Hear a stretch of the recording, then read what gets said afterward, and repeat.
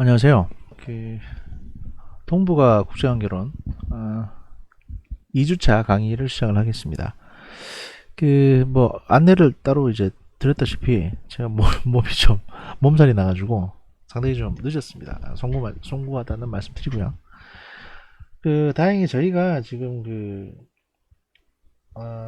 오늘인가 연락을 받았는데 9월 29일이 있는 주인이 이제 9월 28일이 시작되는 월요일인 주인 5주차부터는 대면 강의가 가능할 것 같습니다. 그래서 일단은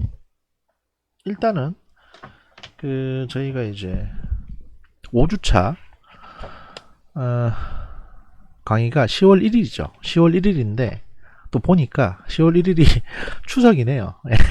추석이니까 건너뛰고 그러면 이제 6주차 10월 8일부터는 강의실에서 저희가 이제 강의를 할 수 있을 것 같습니다. 그렇기 때문에 10월 8일부터는 어떻게 보면 이제 발표 준비를 슬슬 하셔야 될 것 같습니다. 그래서 10월 8일날 발표하실 분들 제가 따로 공지를 드리겠습니다만 10월 8일날 발표하실 분들을 미리 어떻게 이제 리스트를 좀 정해가지고 해야 될 것 같고요. 이게 격주로 할지 매주 할지는 제가 교수님하고 좀 더 상의를 해볼 텐데요. 가급적이면 매주 하는 게 여러분들 낫지 않겠습니까? 격주로 하는 게 사실 그렇게 썩 좋지는 않거든요. 저는 사실 그걸 별로 그렇게 선호하진 않는데 혹이라도 여러분들이 만약에 격주로 하는 걸 좋다고 하시면 그래야죠. 어쩔 수 없는데 하여튼 그거는 교수님하고 상의해서 저희가 확정을 하도록 하겠습니다. 교수님은 일단 격주로 하는 걸 선호를 하시더라고요. 만약에 격주로 한다고 그러면 한 주에 2분에서 3분 정도 발표를 하셔야 될 것 같고요. 그렇게 스케줄이 짜질 것 같습니다. 요 관련된 부분은 제가 좀 더 챙겨서 말씀을 드리겠습니다. 그리고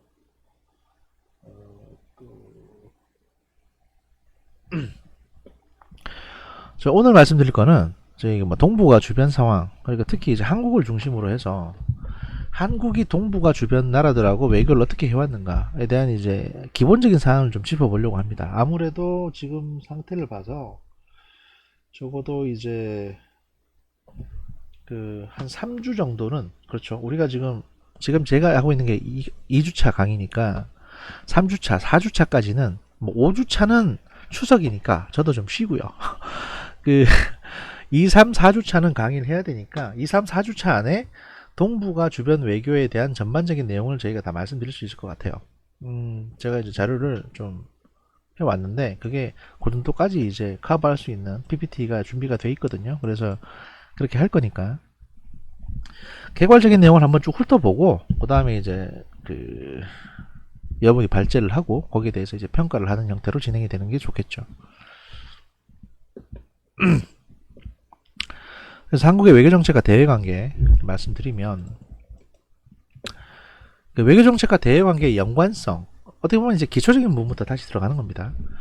외교정책이란 과연 뭔가? 외교정책은 한 국가가 다른 국가 혹은 다른 국가의 사회집단 그리고 국제기구 등과 관계를 형성함에 있어서 그 국가의 정책 결정 행위들과 관련이 있습니다. 한 국가의 외교정책은 그 국가의 대외정책으로서 국가 통치행위의 일부로 간주되고 있고요. 또 한 국가의 외교정책은 그 국가의 대외관계에 대한 공식적인 태도와 입장이며 이를 통해 그 국가의 대외관계가 규정이 됩니다. 그렇다면 대외관계라는 것은 과연 무엇인가?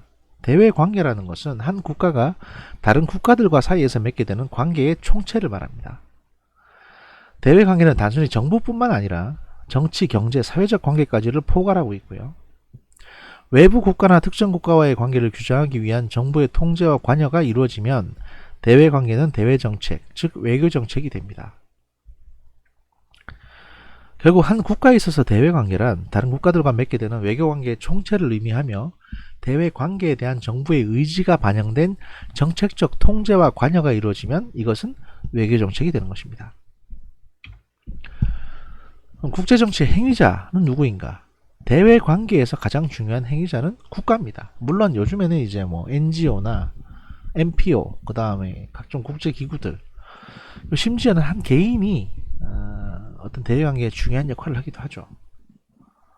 그 환경운동하는, 제 이름이 지금 생각 안 나는데, 환경운동하는 그 어린애도 있고, 또 그 뉴질랜드에서 성추행 하셨던 외교관도 뉴질랜드와 한국의 대외관계에 아주 큰 역할을 하셨습니다. 그 양반이. 사실 그 성추행 관련 사건도 사실은 속내가 좀 있습니다. 이게 단순히 그냥 엉덩이를 만진 정도가 아니고 그 심각한 수준의 추행을 했거든요. 거의 성폭행에 가까울 정도의 추행을 하셨는데, 원래 같으면 이걸 사과하고 빨리 끝내야 되는데, 제가 알기로는 이 분이 강경화 장관의 라인이다라는 소문이 있습니다. 그래서 그 강경화 장관이 사과를 할 수 없는 입장이다라는 얘기가 있더라고요. 뭐 그런 속내가 있다, 그런 얘기가 바람에 실려 돈다, 이 정도로만 생각하시면 되고요. 아무튼 집중하겠습니다. 그 국제정치의 분석 수준, 사실 이게 가장 중요합니다. 그 개인 또는 국가 또는 국가 체제, 사실 이 분석 수준에 따라서 그 국제정치를 해석하는 어떤 것들이 나눠지게 되거든요. 예를 들어서 북한의 핵 개발을 어느 수준에서 분석을 할 거냐에 따라서 그 핵 개발을 하는 이유나 원인이 달라질 수가 있습니다. 예를 들면 북한의 핵 개발이 원인이 김정은의 개인적인 어떤 성향 탓이다.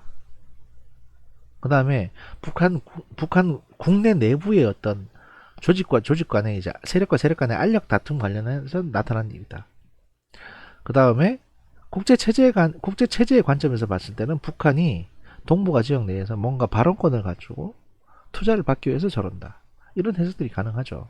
하나하나 짚어보면 개인의 문제로 봤을 때 김정은은 서방에서 교육을 받았고, 서방에서 교육을 받았으니까 나라를 지킬 수 있는 것은 강력한 전쟁 억제력이 필요하다. 왜냐하면 재래식 전력에 투입할 돈도 없고, 그렇게 투입했다가는 남한을 못 따라갈 가능성이 높으니 핵무기를 개발하는 게 좋겠다. 그러면 핵무기를 개발한다면, 사실 합리적으로 생각했을 때 핵무기를 개발하면 곧 미국의 제재를 불러오지 않겠습니까? 근데 그게 어떻게 국가 안보에 도움이 되는가? 합리적인 사람이 가만히 생각을 해봤을 때 핵무기를 보유한단 말입니다. 그리고 미국이 협상을 시도해요.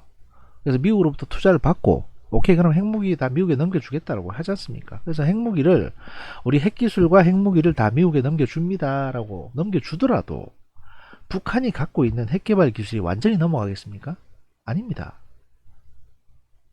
북한은 한번 핵개발을 해본 나라고, 앞으로 수십 년 동안 북한이 또 핵무기를 가지고 있을지도 모른다.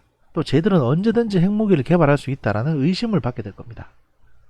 이거는 외부 입장에서 보면 의심이지만 북한 입장에서 보면 나라를 지킬 수 있는 막강한 방패를 갖게 되는 겁니다. 왜냐하면 쳐들어오고 싶은 국가에게 쟤들 아직도 핵을 갖고 있을지도 몰라. 또 우리가 만약 쳐들어갔을 때 쟤들 핵 개발해서 전쟁을 끝내려고 들면 어떡하지? 이런 걱정을 하게 되면 못 쳐들어가죠. 그래서 이건 상당히 합리적인 판단일 수 있는 겁니다. 이게 개인적인 차원의 분석이고요. 국가 내에서의 어떤 세력 간의 다툼 입장에서 봤을 때 김정은이 왜 핵개발을 하냐? 김일성이나 김정일은 그 인민군으로부터, 북한 군부로부터 신뢰받는 사람입니다. 같이 싸워왔고 1세대 2세대고 다 뭐 자기 친구들이나 후배들이고 직계 후배들이고 하니까. 하지만 김정은은 그야말로 물려받은 애거든요. 그리고 김정은이 집권했을 때 그 군 지도자들은 대부분 다 자기 아버지 뻘이거나 할아버지 뻘 나이 되는 사람들이었습니다. 얘들이 보기에 김정은은 그냥 어린애죠. 그래서 야, 너 인민군이, 우리 군이 널 지켜주지 않으면 네가 왕으로서 있을 수 있을 것 같아 라는 식의 어떤 세력, 어떤 그 은근한 모종의 어떤 그 압박, 이걸 받았을 가능성이 높아요. 가뜩이나 외화벌이 사업도 독자적으로 하는데 군에서. 그러니까 김정은 입장에서는 일단 핵 개발을 해서 핵무기를 갖고, 핵무기를 가지게 되면 미국이나 남한의 침략으로부터 북한을 지켜주는 거는 인민군이 아니라 핵무기가 되는 겁니다. 그러면 핵무기를 갖고 있는 김정은은 인민군의 못마땅한 지휘관들을 마음대로 숙청할 수가 있게 되는 거죠. 야, 니네 필요 없어, 이런 식으로. 이게 북한 국가 내에서의 세력과 세력 간의 다툼으로 인해서 핵개발을 하게 됐다 라는 이제 국가 차원에서의 분석 수준입니다. 그리고 마지막으로 국제체제 차원에서 동북아 지역 내에서 북한을 둘러싼 이제 5개국, 그것도 다 강대국들이잖아요. 한국 포함해서. 이 강대국들로부터 살아남으려면 사실 핵무기를 개발할 수밖에 없습니다. 근데 전쟁하고자 해서 핵무기 개발하는 건 아니고, 그 이전까지만 하더라도 핵이 뭐 있네 없네 이랬을 때는 북한이 굶어 죽든 말든 아무도 신경을 안 썼잖아요. 근데 핵을 갖고 있으니까 이제는 미국 대통령도 만나고 뭐 투자 좀 해줄게, 핵 개발 포기해라는 식으로 자꾸 이제 딜이 들어옵니다. 그래서 어떤 국제사회에서 어떤 발언권을 갖기 위해서라도, 투자 유치를 하기 위해서라도 핵 개발은 필요했다. 그렇게 분석을 할 수 있는 거죠. 이 세 가지 틀에서 각각의 분석 결과가 다르게 나오는 겁니다. 그 말씀을 드리는 겁니다. 대외 관계는 곧 국가들 사이의 관계로 형성되며 그 가운데 국가를 중심으로 한 국가 간의 관계, 즉 국제 체제가 주요한 핵심 요인으로 작용합니다. 각 국가는 상호 영향 속에 경쟁하는 관계를 통해 대외 관계를 형성하며 각 국가들의 대외 관계의 총합은 곧 국제 체제를 형성한다는 것이죠. 그렇다면 국가란 과연 무엇인가? 이게 사실 근본적인 질문인데요. 고대 그리스 시대의 도시 국가들 사이의 관계를 설명하고자 하는데, 근대적 개념의 국가는 과거 중세 시기에 민족국가 혹은 국민국가의 태동으로 시작이 됩니다. 근대 국제관계의 기원은 16세기에서 17세기 중앙 집권적 민족국가의 출현과 국가 간 관계의 확산을 통해서 시작이 되고요. 1648년 베스트 팔렌 조약의 체결로 근대 국제관계의 역사가 비약적으로 발전합니다. 사실 이전까지만 하더라도 민족국가 개념이 별로 없었습니다. 예를 들어 오스트리아, 또 프로이센, 뭐 프러시아, 뭐 이런 제각각이었거든요.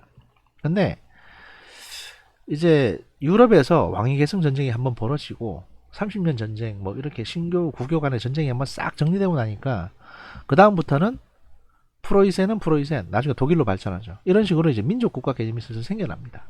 그리고 엄격한 국경선의 개념이나 이제 어떤 국가의 국민 개념도 생겨나고요. 전쟁을 한번 해봐야 그런 것들이 생겨나는 거죠.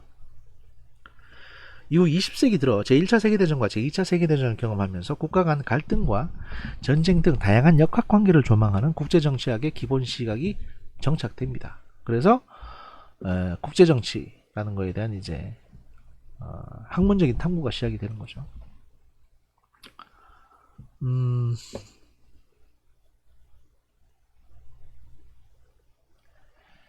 이거는 뭐 그냥 넘어가도 될 것 같습니다. 이건 나중에 한번 멈춤 화면으로 보시고 참고서 한번 보시는데, 뭐 초국가적인 관계, 국제 관계, 국제 정치는 국가 간의 정치 관계를 다 이제 개념 도식화해서 표시하는 것이고요.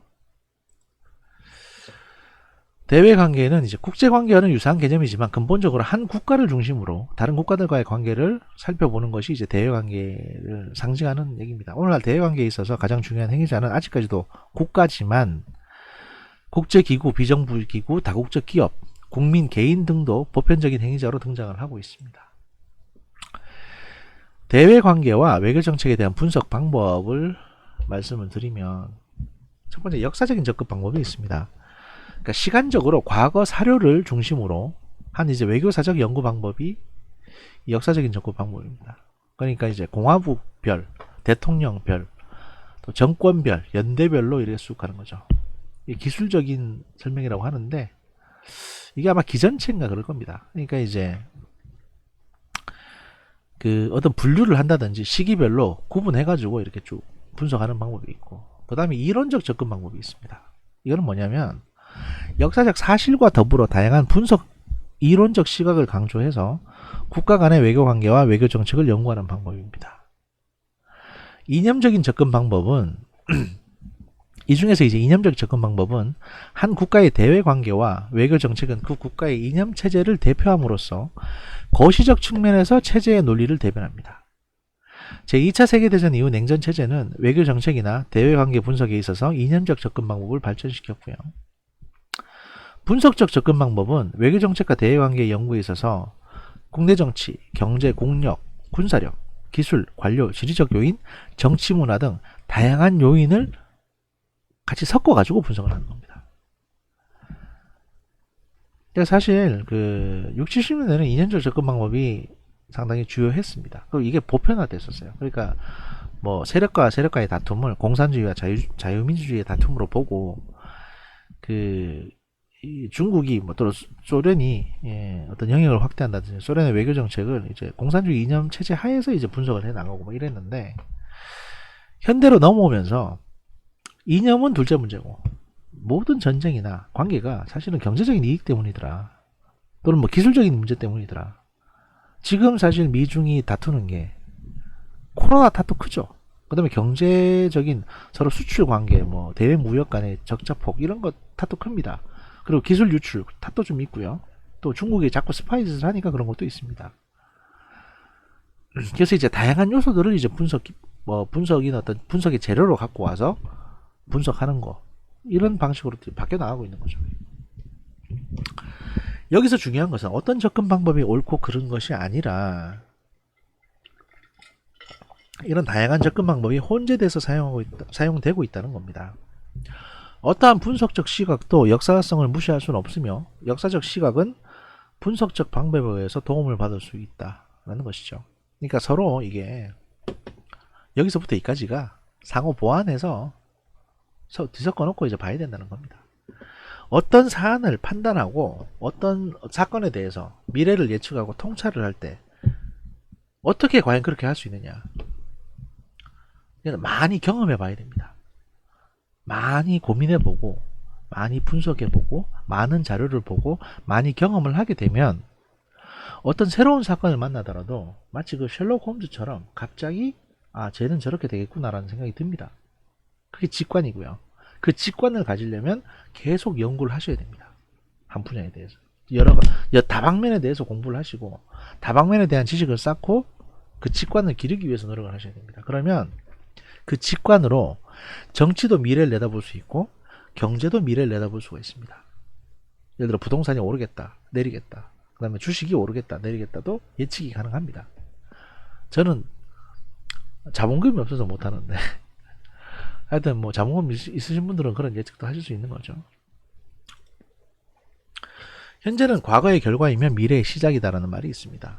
한국과의 대외관계와 외교정책은 과거를 기반으로 현재를 분석하고 미래를 예측하는 것이 중요합니다. 이와 더불어 국제정치의 분석 수준, 그 국제체제와 국가, 개인 단위에서의 그 국가의 대외관계와 외교정책을 분석하는 것도 중요합니다. 아까 북한 핵 문제에 관해서 제가 말씀드렸던 것처럼 이제 그런 것들이 중요하다는 것이고요. 여기 보시면 이제 뭐 이렇게 분석 수준에 따라서 분석을 한다는 거죠. 한국의 대외관계와 외교정책의 연구 대상이라고 해서 1948년 정부 수립부터 현재까지 한국의 외교정책과 대외관계의 변화를 고찰해 왔습니다. 한국의 대외관계는 사실 남북한과 주변 4강 간의 이제 관계죠. 이렇게 해서 이제 육자회담, 뭐 육자가 되는 거고요. 미국, 중국, 러시아와의 관계는 기본적으로 군사적인 경쟁 관계고요. 자국의 안보와 세계 평화를 지향하고 현재는 경쟁을 줄이고 협력을 추구하는 사이입니다. 미국, 일본, 서구의 관계는 기본적으로는 이제 경제적 성격, 협조하는 관계고요. 뭐 삼각관계, 그 다음에 경제 동맹 또는 경제적인 공동체, 시장 공동체 이런 것들을 이제 위주로 발전시켜 나가고 있습니다.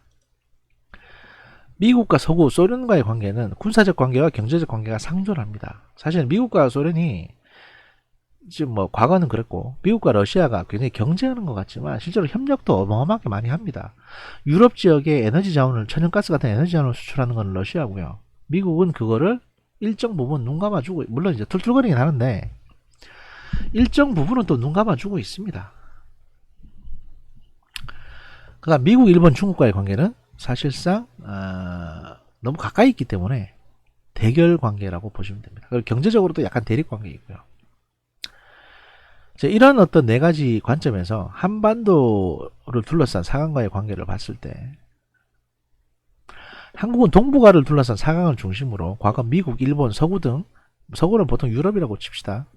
남방 삼각관계에 편제되어 있었으나 점차 이제 미국, 일본, 중국 관계, 미국, 중국, 소련 관계로 그 폭을 넓혀가고 있습니다. 사실 이게 80년대는 이제 중국과의 관계 개선을 했었고요. 90년대 들어서면서 노태우 대통령 때 소위 북방 외교라고 해가지고 중국, 소련, 몽골 뭐 이런 서구 국가들하고 서방 국가들하고 그러니까 동구권의 공산국가들하고 관계 개선을 어마어마하게 했습니다. 한국의 경우 모든 관계가 정상화되어 가고 있으나 북한의 경우는 아직 일본, 미국과 일본 등과의 관계 개선이 잘 안 되고 있죠. 이게 핵무기 때문에 더 안 되고 있는 상황이고요. 그래서 이제 이걸 도식화하면 뭐 북방 삼각관계, 남방 삼각관계 이런 식으로 설명하기도 합니다. 그리고 다음 제가 조금 빠르게 넘어가는 이유가 저희가 이제 뭐 코로나가 좀 길어지면 제가 느긋하게 할 텐데 코로나가 의외로 빨리 좀 2단계로 내려갈 것 같아서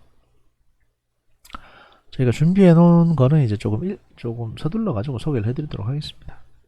또 이게 사실 뭐 시간을 좀 이렇게 줄여서 채우고 싶어도 이게 다 기록에 남기 때문에 함부로 수업 시간을 단축시킬 수도 없는 겁니다. 그래서 이제 풀로 꽉꽉 채워서 45분씩 50분은 좀 과하고요. 45분씩 3편으로 만들어서 올리도록 할 겁니다. 자, 외교정책의 일반 이론에 대해서 보겠습니다. 외교정책이란 무엇인가? 아까 대외정책이란 무엇인가를 봤죠. 지금은 이제 외교정책이란 뭔가? 외교정책이란 한 국가의 대외정책으로서 국가 통치행위의 일부입니다. 1648년 유럽에서는 30년 전쟁의 종결로 웨스트팔리아 조약이 체결됐고요. 이게 이제 독일식으로 하면 웨스트팔리아가 되고 영어식으로 하면 베스트팔렌 아니구나. 영어식으로 하면 웨스트팔리아고 독일식으로 하면 베스트팔렌 조약이 아마 그렇게 읽을 겁니다. 어떻게 맞는지 잘 모르겠네. 하여튼 근대 민족 국가들이 등장하여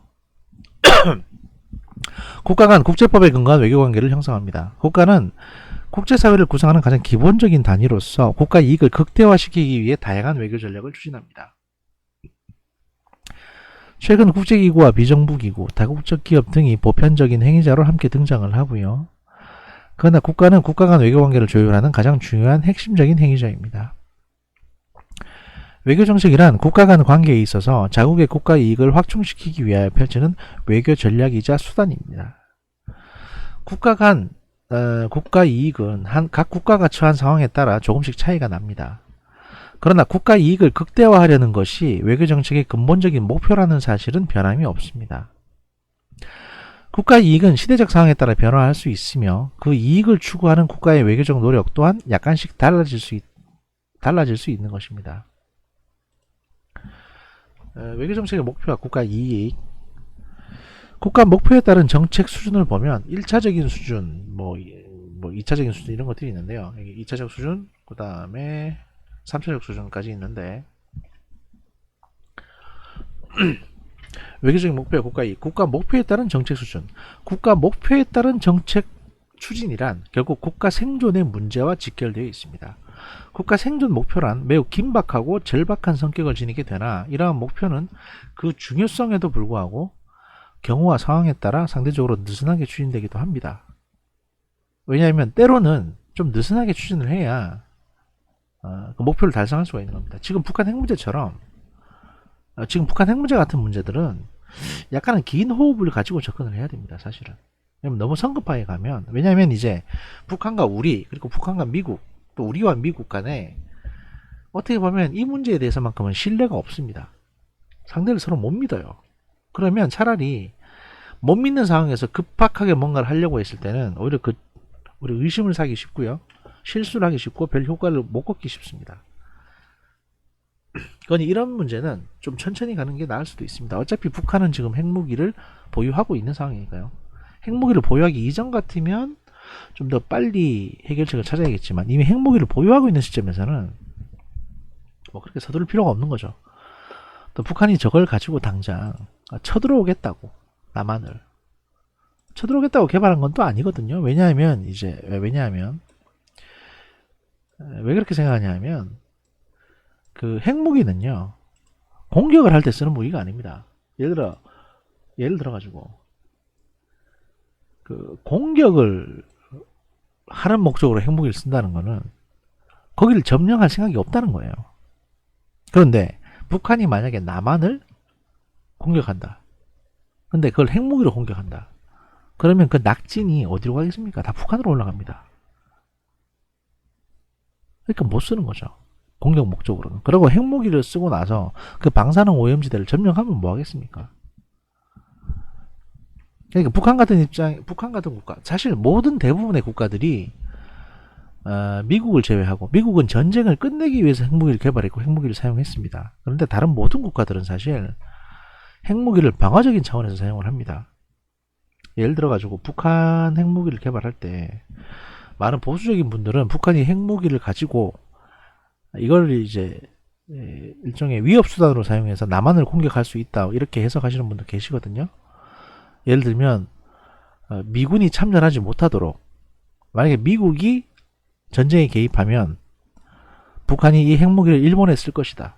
그러니까 그렇게 되면 미국이 주춤해서 참전 못한 상황에서 북한이 이제 남한의 군대를 공격한다, 뭐 이건데, 그건 북한의 재래식 전력이 남한에 비해서 압도적으로 뛰어날 때나 가능한 거거든요. 근데 지금 북한의 재래식 전력은 남한에 비해서 그렇게 뛰어난 상황이 아닙니다. 오히려 북한이 남한의 공격을 막아야 되는 상황이에요. 현대전은 장비 싸움입니다. 근데 북한의 장비는 다 노후화되어 있고요. 연료도 부족합니다. 그러다 우린 놉니까? 우리도 사실 중거리 탄도미사일이 한 1000발 가량 있습니다. 1000발. 100발도 아니고 1000발입니다. 현무 시리즈. 버튼만 누르면 북한의 각종 공군기지부터 관공서까지 쑥대밭으로 만들 수가 있습니다. 굳이 그쪽으로 군대를 안 투입하더라도. 북한은 이걸 막을 수 있는 대공방어망이 없습니다. 전투기는 막을 수 있는데 미사일은 못 막습니다. 북한이 갖고 있는 무기체계로서는. 잘해봐야 한 10발 막을까요?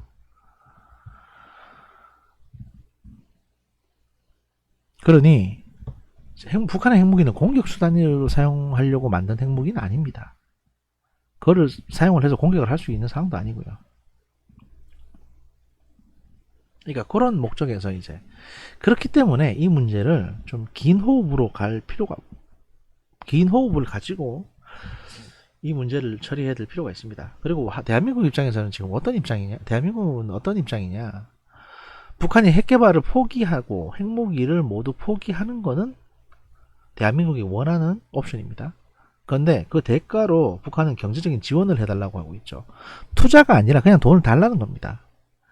사실 여기에는 대한민국이 한 푼도 쓰고 싶지 않다라는 게 대한민국의 입장입니다. 우리가 이득을 얻을 수 있는 게 아니면 사실은 우리는 돈 쓸 생각이 없다. 여기는 미국도 자기들도 마찬가지라고 했습니다. 그럼 결국에는 여기 투자할 사람이 그렇게 많진 않아요. 많지 않습니다.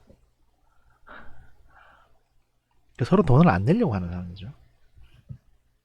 게다가 북한이, 아까도 말씀드렸다시피 북한이 만약에 핵무기 뭐 한 80개를 지금 핵탄두를 갖고 있다는데, 이 80개를 다 미국으로 넘겨주고 우리 이제 핵개발 안 하겠다라고 하더라도 북한에 핵기술이 없는 게 아니지 않습니까? 뭐 예를 들어 미국에서 그런 얘기를 하겠죠. 야, 니네 핵무기 관련한 데이터, 그 다음에 지금까지 쌓아왔던 연구 데이터, 그 다음에 핵무기 개발에 참여했던 연구 과학자들 다 미국으로 보내 라고 하더라도 걔들이 다 보내겠습니까? 그거를 숨겨놓지?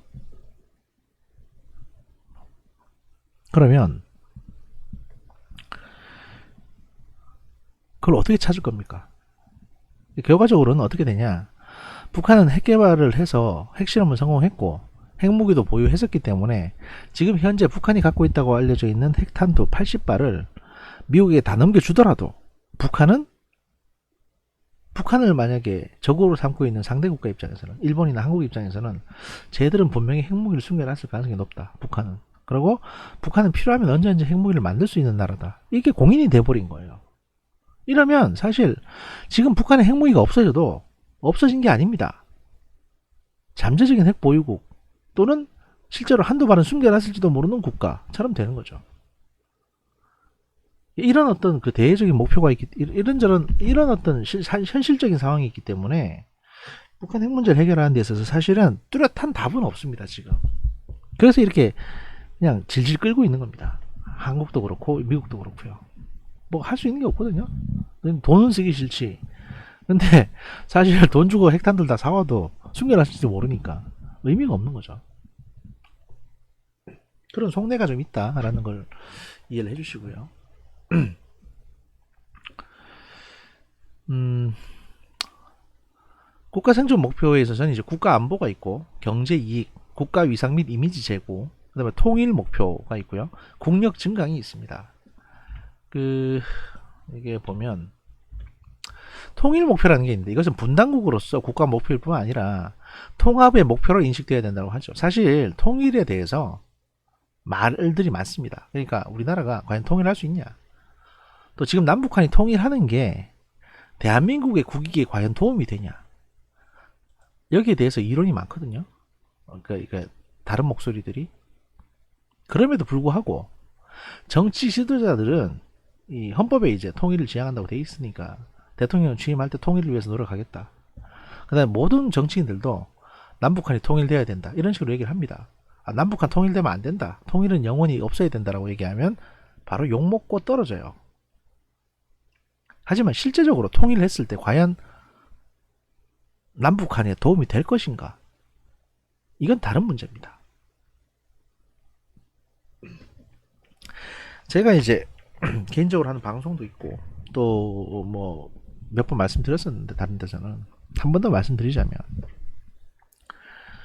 남북한이 통일을 하게 되면요, 그 피해는 남한이 온통 뒤집어 쓰는 겁니다. 과거 이제 동독과 서독이 통일했을 때 서독이 사실 거의 망하기 직전까지 갔습니다. 휘청거렸거든요. 그때 경제 수준이 어땠냐면 동독의 경제는 서독 경제의 절반 수준이었습니다. 그러니까 GDP 기준으로 해서 절반 정도는 올라왔었어요. 동독은 사실 동구 유럽 국가, 공산국가 중에서는 잘 사는 나라였습니다. 걔들 뭐 기술이나 이런 게 어디 가는 게 아니니까. 그래서 당시 서독의 GDP, 제 정확한 수치는 지금 기억이 안 나는데 서독의 GDP가 2만 불이라고 하면 동독은 10,000불이었습니다. 딱 50% 차이 났었고요. 인구는 어떠냐? 동독의 인구가 서독 인구의 4분의 1 수준이었습니다. 그러니까 서독 인구가 압도적으로 많았죠. 4배 더 많았던 겁니다. 경제는 2분의 1 차이밖에 안 나고 인구는 서독이 4배가 더 많으니까 그럼에도 불구하고 통일을 했을 때 서독에 있는 많은 부로 동독을 메꿔줘야 됐고 서독은 그걸로 되게 휘청거렸습니다. 그런데 남북한은 어떤가? GDP 기준으로 경제는 60배가 차이가 납니다. 60배. 60배입니다. 6배가 아니고. 북한의 GDP가 남한의 60분의 1입니다. 근데 인구는 절반입니다. 인구라도 작으면 커버가 될 텐데 인구는 또 지나치게 많습니다. 이렇게 되면 통일을 하게 되면요, 남한은 실업률부터 시작해서, 왜냐면 그거 다 포함되잖아요. 그 다음에 군대도 줄여야 되니까 이렇게 되면 군대에서 군이 감축되기 때문에 나오는 젊은 실업자들이 넘쳐날 겁니다. 거리에. 게다가 그 경제 60분의 1을 경제를 59를 남한의 경제로 커버를 해줘야 됩니다. 이게 무슨 얘기냐면 경제라는 거는 그 국가의 범위 내에서 다른 모든 재화 가치가 그 정도 수준일 때 그 경제가 맞춰지는 겁니다. 쉽게 설명드려서 김밥이라고 했을 때 북한에서 김밥 한 줄이 100원 하고 남한에서 김밥 한 줄이 1,000원 한다고 칩시다. 보통 60분의 1 차이니까 그보다 더 크겠지만 남한에서 김밥 한 줄을 사려면 1,000원을 주고 살 수 있습니다. 그러면 그 김밥 한 줄에 들어가는 재료들, 당근 뭐 120원, 밥 100원, 인건비가 200원, 뭐 건물 세가 뭐 한 300원, 그 다음에 단무지가 뭐 30원, 이런 식으로 계산이 될 겁니다. 그래서 그런 것들이 다 계산돼 가지고 김밥 한 줄이 남한에서는 1,000원을 하는 겁니다. 그러면 북한에서 지금 팔고 있는 김밥은 100원인데 그 100원 안에는 뭐 인건비가 10원, 같은 형태로 당근이 뭐 12원, 단무지가 8원, 이런 식으로 이제 들어가 있을 겁니다. 남한에서 단무지 한 개는 130원인데 북한에서 단무지 하나는 13원일 수 있는 겁니다. 왜냐하면 그거는 북한의 경제 규모가 그런 거니까. 그런데 만약에 통일을 하게 되면 어떻게 되겠습니까? 북한 사람들이 남한의 1,000원짜리 김밥을 사 먹고 싶지 않겠습니까? 경제가 합해지는데? 그러면 거기서는 생산 단가 100원인데 1,000원짜리 김밥을 사 먹고 싶으면 나머지 900원을 누구 돈으로 메꿔줘야 됩니까? 남한의 경제력이 그만큼 갈려 들어가는 겁니다. 초코파이도 제가 받고 못 팔아요. 막말로. 가뜩이나 남한 힘들어 죽겠는데 북한이 2,500만이나 되는, 좀 더 쉽게 설명드리면 여러분 4인 가족이잖아요. 거기에 여러분 가족 안에 여러분이 부양해야 되는 성인이 2명 더 들어오는 겁니다. 그 성인 2명을 어떻게 부양을 합니까? 그 사람들은 아는 것도 아무것도 없는데. 게다가 북한 내에서의 산업, 그 다음에 농업 이런 거 다 갈아엎어야 됩니다. 지금 완전히 낙후돼 있거든요. 혹자들은 이런 말씀 하십니다. 북한에 어마어마한 지하 자원이 있기 때문에 그 지하 자원을 꺼내서 팔면은 그걸 다 메꿀 수 있는 게 아니냐. 지하 자원이 있는 건 사실인데요. 그렇게 지하 자원 캐내는 게 쉬우면 북한이 벌써 캐냈겠죠. 그리고 그 양도 과장돼 있습니다. 근데 과장돼 있는 건 둘째치고 지하 자원이 있다고 하더라도 그게 어디에 있느냐? 백두산이라는 산 밑에 있습니다. 북한은 국토의 80%가 산이고요. 설악산이나 뭐 지리산 같은 산이고, 그 산을 파내야 그 밑에 지하 자원이 있는 겁니다. 그러면 그 땅 속에 있는 지하 자원, 뭐 석탄이든 뭐든 간에 그거 캐자고 그거 몇십 배, 몇백 배나 되는 돈을 들여가지고 그 흙을 퍼내고 도로를 깔아야 되는 겁니다. 이게 뭔 짓입니까? 그러면 그 지하 자원 없는 거나 마찬가지입니다. 북한이 유일하게 가지고 있는 게 유전이 있습니다. 유전. 북한이 아직 개발을 못하고 있는데 평양 쪽 서해 앞바다에 어마어마한 양의 유전이 있습니다. 매장량으로만 따지면 이게 사우디아라비아 전 세계 한 5위 매장량 정도 된다고 합니다. 석유가 있어요. 북한 땅속에. 그 북한 앞바다에, 서해 앞바다에. 그러면 그걸 파내면 되지 않냐고 생각하실지 모르겠습니다. 그런데 그 석유 유전은 어디서부터 어디까지 연결되어 있냐면 중국의 그 중국 동부 동해안부터 시작해서 북한의 서해안까지 연결되어 있습니다. 그리고 중국은 지금 거기서 석유를 뽑고 있습니다. 그러니까 북한이 만약에 이 석유를 뽑기 위해서 빨대를 꽂으면 중국이 뽑고 있는 석유 유전에 빨대를 꽂는 거예요. 하나의 아메리카노 잔에 빨대를 2개 꽂는 겁니다. 이렇게 되면 중국하고 관계가 불편해지죠, 당연히. 그렇다고 해서 이게 뭐 소유권을 주장할 수는 없는, 주장 못하는 건 아닌데 관계 되게 애매해질 겁니다. 이런 식, 모든 지하 자원이 이런 식입니다. 그러니까 북한이 사실 경제적으로 봤을 땐 가치가 없어요, 그렇게 냉정하게 보면. 그리고 또 통일 얘기를 하게 되면 인구가 2,500만이지 않습니까? 과거 진시황 시대 때도 사실은 많이 생매장을 해봐야 그 30만 명 이상 생매장을 못했거든요. 100만 단위는 갈 수가 없습니다. 무슨 세계적인 뭐 폴포트 이런 인간이야 뭐 한 몇십 년에 걸쳐가지고 300만을 주겠다고 하는데, 대한민국 같은 국가에서 그렇게 북한 인구를 갖다가 함부로 학살할 수 있는 상황도 아니고, 심지어는 전쟁을 통해서 예를 들어 통일 전쟁을 한다고 하더라도 우리가 쳐들어가서, 현대전은 사실 그렇게 사망자가 많이 발생하는 전쟁이 아닙니다. 장비가 부서지고 군인들이 죽지 민간인은 그렇게 많이 안 죽어요. 사실은 많아봤자 뭐 10,000명 20,000명 수준일 겁니다, 사망자는. 그러니까 2,500만이나 되는 인구를 줄일 수도 없습니다.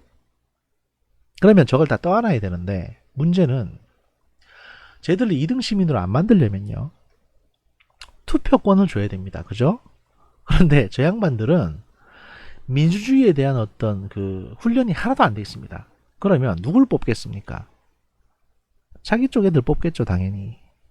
그러면 국회 안에 북한 쪽 사람이 절반이 넘을 것 같습니까? 남한 쪽 출신 국회의원이 절반이 넘을 것 같습니까? 남한은 4분의 1 돼 있고 북한은 똘똘 뭉쳐 있을 텐데. 대통령 선거를 하더라도 저쪽이 더 뭉치지 않겠습니까? 왜냐면 민주주의 훈련이 안 돼 있는 사람들이니까. 각종 선전선동이나 심리전에 아주 취약하게 넘어갈 겁니다, 북한 사람들은. 왜냐하면 경험해 본 적이 없으니까. 우리는 뭐 국정원 댓글이나 뭐니 이런 거 많이 경험하지만 북한 사람들은 보는 게 처음이거든요. 그러니까 그런가 보다고 넘어갈 수 있어요. 그러니 지금 상태에서 드라마틱한 통일은 남북한 모두에게 불행일 뿐입니다. 그러면 어떻게 해야 되냐? 제가 이제 나름대로 구상해본 아이디어인데요. 한 30년 정도 긴 호흡을 가지고 북한에 개성공단이나 원산 지역에 이제 공단 투자를 하고 전력을 공급해주고 해서 북한을 베트남 수준, 베트남까지는 아니더라도 베트남 한 70% 되는 수준까지 올렸을 때 성장시키게 되면 30년 정도 시간을 들여서 그렇게 되면 그 사이에 북한은 뭐 이제 민주주의에 대한 훈련도 해보고 돈이 좀 들어오면 사실 돈이 들어오고 교육 수준이 좋아지면 정치 참여에 대한 욕구도 생기거든요. 그러면 이제 참정권을 달라 뭐 이런 얘기를 하게 됩니다. 홍콩 사람들처럼.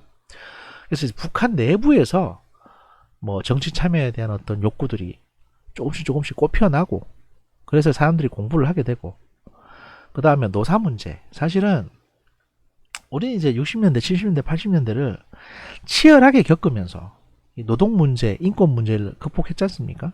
배워왔고. 근데 북한은 아무것도 안 돼 있습니다. 그러면 북한도 자기들이 치열하게 그 열병을 앓으면서 겪어내서 어느 정도 수준까지 왔을 때 뭐 남한하고 북한하고 통합을 하든지 아니면 가까운 두 개의 국가로 남든지 이렇게 해야 되는 겁니다. 그냥 밑도 끝도 없이 무조건 통일하자. 이거는요. 사실 이게 가능하려면 우리가 북한을 무차별 공격해가지고 저쪽에 인구 한 1000만 정도 죽이고 나서 가능할지도 몰라요. 근데 그렇게 되면 북한 사람들이라고 그냥 곱게 그렇게 죽겠습니까? 만주 쪽으로 넘어가든지 저항운동을 하겠죠. 그럼 게릴라 만들어지는 거고 체첸 사람들처럼 계속 테러하고 이렇게 될 겁니다. 난장판 되는 겁니다. 백두산나무에 IS 같은 국가가 생길 수도 있고요. 그래서 이 문제는 사실 간단하게 접근할 수 있는 문제도 아니고 정치인들이 그냥 말 몇 마디로 해결할 수 있는 문제도 아닌 겁니다. 이게 통일 목표고요. 국가의 또 다른 목표, 국력 증강. 목표 개념에 따른 수단으로서 국력이 요구되어진다. 모든 외교 정책은 군사력 혹은 경제력 등 국력이 강할수록 유리하다. 당연히 그렇죠. 왜냐하면 사용할 수 있는 카드가 많아지니까요.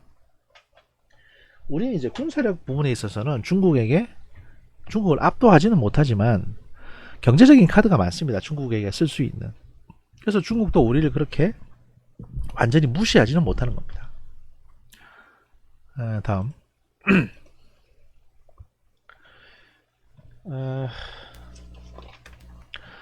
국가 이익에 따른 정책 수준 2차적 수준인데요.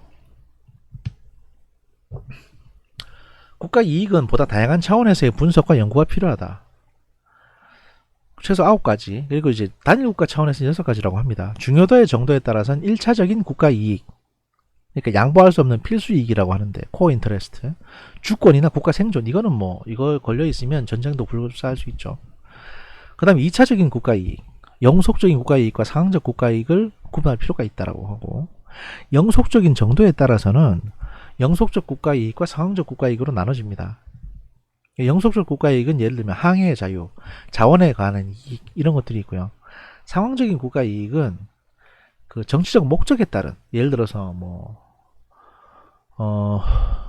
일본에서 이제 저희 한국에서 그 징용공 문제가 발생하니까 일본에서 수출 규제를 하게 되고 그 수출 규제에 대항해서 우리가 이제 몇몇 조치를 하게 되고 뭐 이런 것들을 말하는 겁니다. 상황에 따라 발생할 수 있는 것들. 물론 안 생기면 좋지만 외교적으로 해결이 안 되면 그렇게 이제 부딪히기까지 할 수밖에 없죠. 경우에 따라서는 가변적 국가 이익이 영속적 국가 이익으로 둔갑하기도 합니다. 그러니까 뭐 처음에는 이렇게 이제 징용공 문제 서로 이렇게 뭐 물어주라. 그 비용은 보상을 해줘라. 못하겠다. 이렇게 됐는데 이게 무역 분쟁으로까지 번져지게 되면 이렇게 둔갑을 하게 되는 거죠. 국가 이익의 범위에 따라서는 일반적인 국가 이익과 특수한 국가 이익으로 나눠집니다. 일반적인 국가 이익은 영국에게 유럽의 세력 균형은 일반적인 국가 이익입니다. 왜냐하면 영국이 평안하려면 유럽이 안정적이어야 됩니다.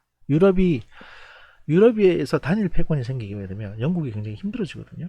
그래서 영국은 중세시대 때부터 시작해서 지금까지 유럽의 정치에 굉장히 많이 간섭을 해왔습니다. 이간질도 하고 돈도 빌려주고 전쟁도 붙여보고 심지어 군대도 파병하고 그랬었어요.